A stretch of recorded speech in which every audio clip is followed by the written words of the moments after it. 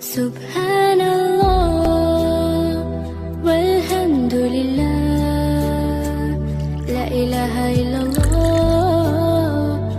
Allahu akbar।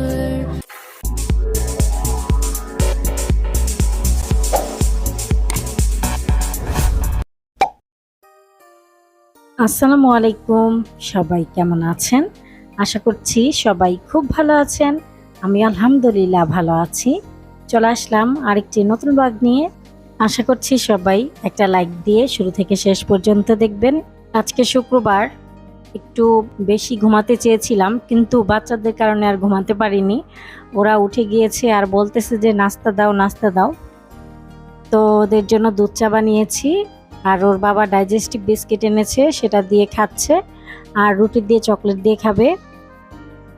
রুটিটাকে আমি হালকা করে সেঁকে নিয়েছি, এতে করে এই চকলেটটা রুটির গায়ে ভালোভাবে স্প্রেড করা যাবে আর খেতেও ভালো লাগে।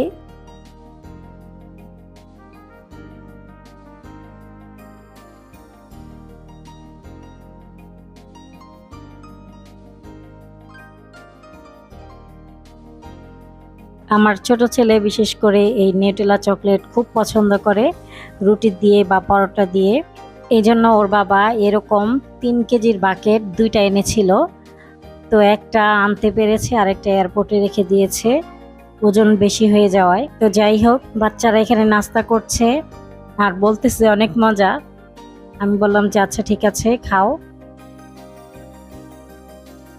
দুধওয়ালা আঙ্কেল দুধ দিয়ে গেল। এখানে 6 লিটার দুধ আছে। দুধগুলোকে আমি ছেঁকে তারপর বোতলে ভরে রেখে দিব ডিপ ফ্রিজে।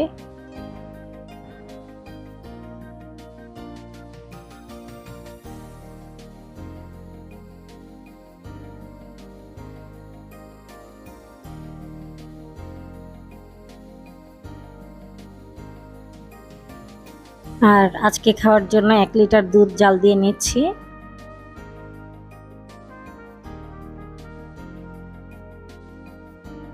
মেয়ে মানুষের কাজের কোনো শেষ নাই, একটার পর একটা কাজ করতেই হয়। তো এই কাপড় ধোয়ার কাজ থেকে বেঁচে গিয়েছি এই ওয়াশিং মেশিন থাকার কারণে। আর এই ডিটারজেন্টটা আমার হাজব্যান্ড এনেছে বিদেশ থেকে।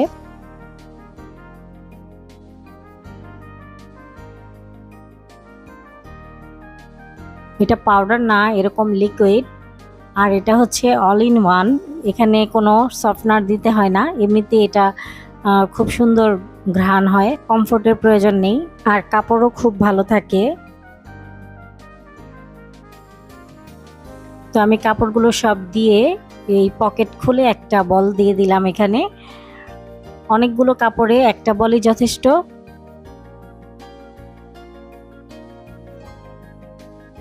এখন মেশিনটাকে অন করে স্টার্ট করে দিলাম। আর ওনারা বাবা ছেলেরা 3 জন মিলে গোসল করে রেডি হয়ে এখন নামাজ পড়তে যাচ্ছে, জুমার নামাজ। আর আমার ক্যামেরা দেখে 3 জনে একটু পোজ নিল।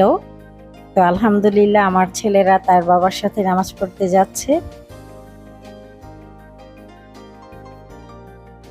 এখন আমি বোরহানি বানাবো, এজন্য একটা ব্লেন্ডারের জাগে আমি ধনিয়া পাতা, পুদিনা পাতা, 3টা কাঁচামরিচ দিয়ে দিলাম। তারপর এখানে 1 চামচ সাদা সরিষা দিয়ে দিলাম, কিছুটা পানি দিয়ে দিলাম। তারপর ব্লেন্ড করে নিব।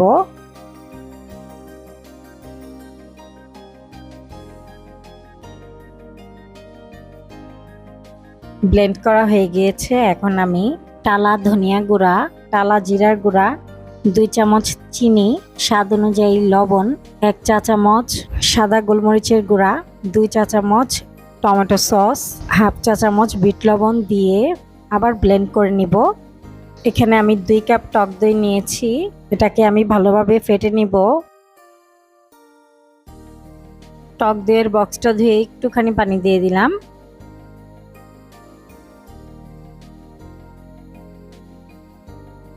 যেই মিশ্রণটা আমি ব্লেন্ড করে নিয়েছি সেটা আমি এখন ছেঁকে এখানে দিয়ে দিব।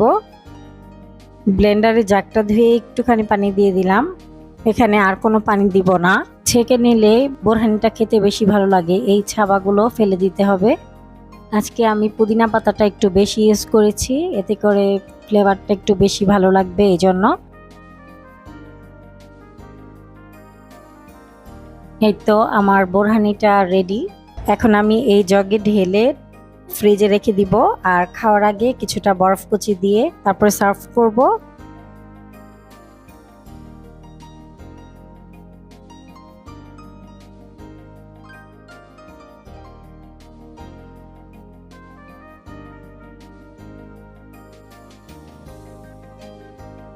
আর ওনারা তো চকলেট একটার পর একটা খাচ্ছেই। ওনারা নামাজ পড়ে এসে এখন আবার স্নেকার্স খাবে। ওনারা ভাত খাওয়া ভুলে গেছে, ক্ষুধা লাগলেই চকলেট খাবে, আর না হলে বলবে কি যে কর্নফ্লেক্স দাও, চকোস দাও, এরকম করতেছে খালি। যতদিন চকলেট শেষ না হবে ততদিন এরকমই করবে। এখন বাজে 4টা। আজকের ইফতারে গরুর মাংসের বিরিয়ানি রান্না করব।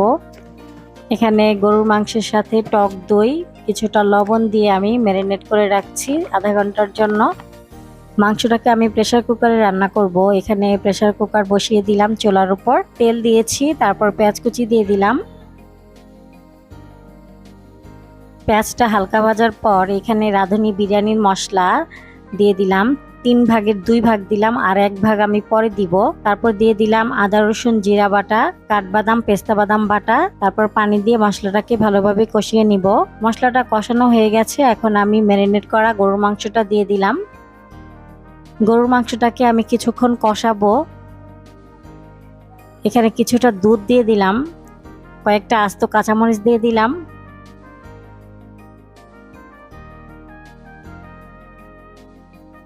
কষানো হয়ে গিয়েছে, তারপরে আমি পরিমাণ মতো পানি দিয়ে প্রেসার কুকারের ঢাকনাটা লাগিয়ে দিলাম। 5টা সিটি বাজার পর আমি প্রেসার কুকারের ঢাকনাটা খুলে দিলাম। এখন যে ঝোলটা আছে সেটা আমি শুকিয়ে নিব। এখন পোলাও রান্না করব।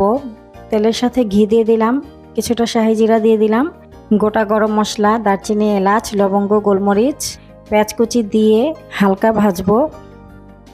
তারপর ঝরিয়ে রাখা পোলাওয়ের চাল দিয়ে দিলাম। আদা রসুন বাটা দিয়ে চালটাকে কিছু সময় ভাজবো। তারপর গরম পানি দিয়ে দিলাম পরিমাণ মতো, গুঁড়া দুধ দিয়ে দিলাম, পরিমাণ মতো লবণ দিয়ে দিলাম, মটরশুঁটি দিয়ে দিলাম, আস্ত কাঁচামরিচ দিয়ে দিলাম, আর যে বিরিয়ানির মশলাটা রেখেছিলাম সেটা দিয়ে দিলাম। চালটা বলক আসার পর এখানে রান্না করা মাংসটা দিয়ে দিলাম। এই তো আমার বিরিয়ানি রান্নাটা হয়ে গেছে, একটু পরে আজান দিয়ে দিবে।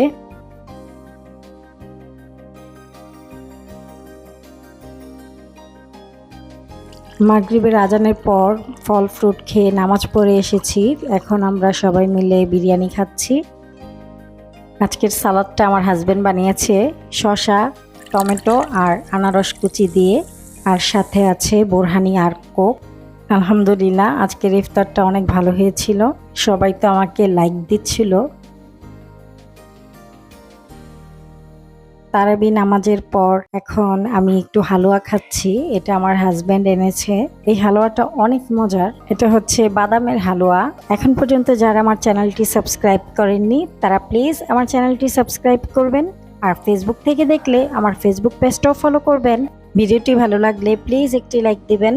আজকের মতো ভিডিওটি এ পর্যন্তই, আবার চলে আসবো নতুন একটি ব্লগ নিয়ে। সেই পর্যন্ত সবাই ভালো থাকবেন, সুস্থ থাকবেন। আল্লাহ হাফেজ।